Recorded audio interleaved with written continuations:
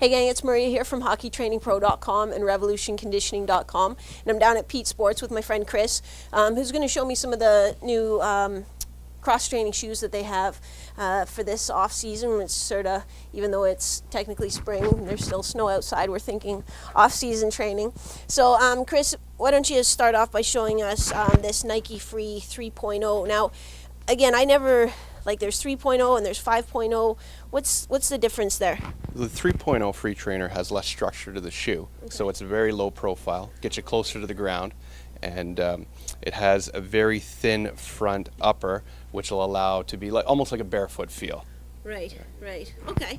And so if we flip it over and kind of look at the sole, I can see that it's all segmented. So I guess that's to let the foot really move, just like you said, almost like a barefoot experience. Exactly. Yeah. There's a ton of mobility, a ton of flexion within this shoe to sort of correlate every barefoot movement while you're training and to work on all those small muscles within the foot. Yeah. I like this idea, and I see that they've sort of built this.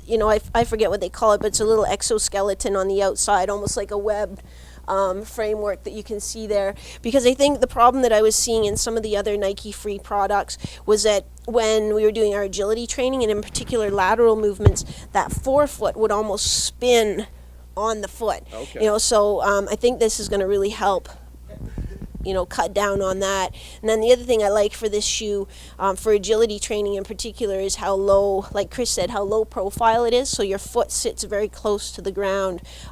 When those Nike Shocks were really big, and athletes would do a lateral cut and their shoe would just, roll over, almost roll them into inversion. So this looks like a nice shoe. Great traction on the bottom for forward and back and side to side. So It's a great shoe, yeah, and one of the other features are inside, they call it a 4D fit, so it completely wraps around the foot. There's no sewing on the top of it, laced are right into the material, so you can really get it tight and snug to the foot to give that really intense feel. Nice. So you're not gonna get that same problem of the shoe rolling on the foot. So then, what would the difference be? Of the next one is the Nike Free 5.0. What would be the difference there? This one, as we just spoke about, the 4D fit doesn't have that quite as tight a fit, I guess easier to say. It's got a little bit bigger sole, a little higher, so it'll absorb a little more shock, but it won't have that barefoot feel. So it's just maybe a little bit of a step down,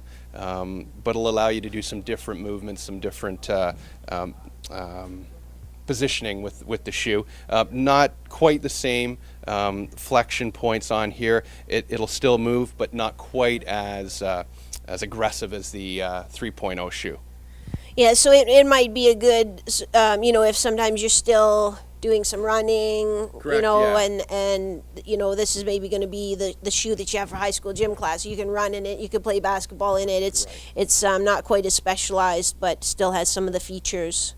Yeah, it's a great shoe. It's an all-around shoe, I guess you could say. Yeah, okay. Right? It'll work for everything. Now let's take a look at the Under Armour shoe and see what they have going on. I used to have a pair of Under Armour shoes. I really liked them. I think they put a lot of thought into sort of the athlete when they put these together. It's a great shoe. It's probably one of the lightest ones that Under Armour does, but it's an all-around shoe with the little higher sole. If you're running, if you're training, you can do everything in this shoe. It's got some great flex points in it, so you can roll off the toe. It'll work really well for skate training because you can have that flexion point off the toe, but a really light shoe, you can do everything in it.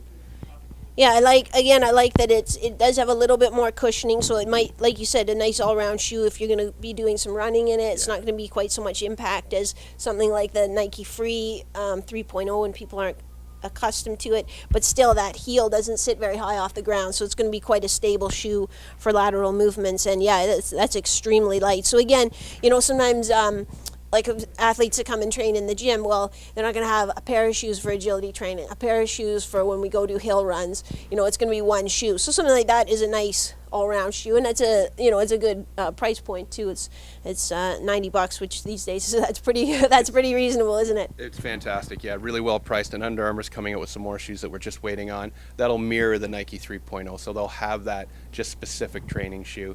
They'll have a specific, obviously, running shoe, but this is a nice cross blend between both. Yeah, that's perfect. What would you say your biggest sellers are? We sell a lot of both. It seems like the Nike brand is specific when people want to buy one shoe just to do a specific training. The Under Armour is more for that everyday, all around, just need some fitness type shoes. That's cool. Awesome, Chris. Thanks for taking time with us today. This is Maria from HockeyTrainingPro.com. I'm down at Pete Sports hanging out, checking out the new kicks. Probably pick up a pair myself.